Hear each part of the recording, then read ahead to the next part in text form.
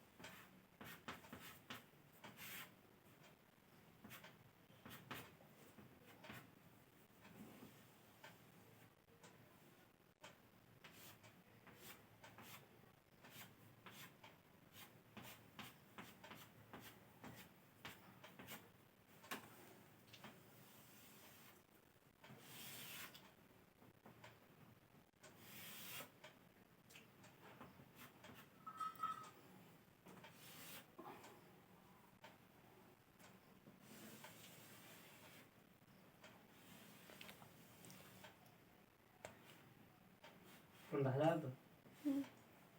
Suppose এবার একটা গাছ আঁকবো,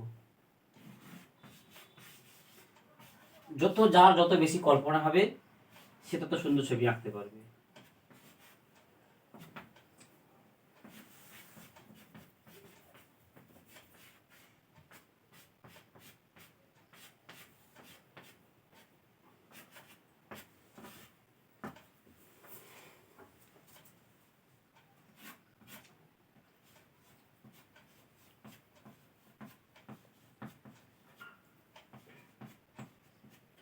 ছোট ছোট পাখিগুলো চলে যাচ্ছে, এইবার একটু ঝর্ণা করে দেবো।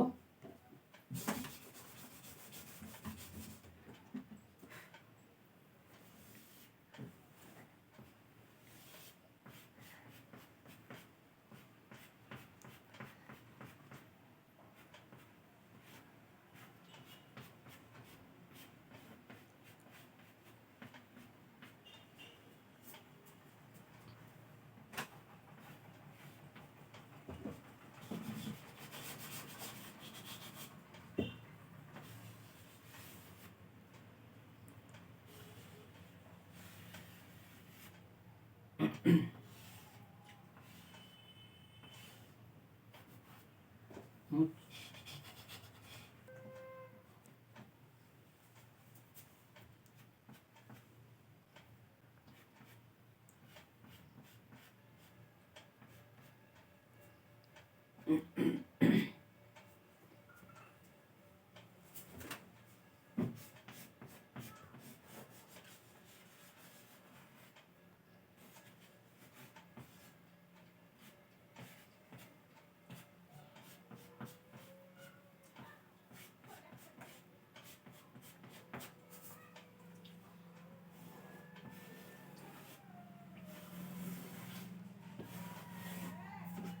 সাপোজ হলো এটা রাস্তা, ছোট দুপাশে দুটো গাছ, দুটো পাহাড় হয়ে গেল, তারপর সূর্য উদয় আর পাখিরা উঠছে, মেয়েটা সকাল সকাল জল আনতে গেছে।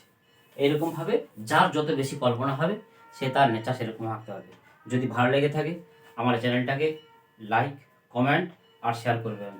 পরবর্তী ভিডিওতে দেখা হচ্ছে, চ্যানেলটি সাবস্ক্রাইব করে দেবেন। নমস্কার।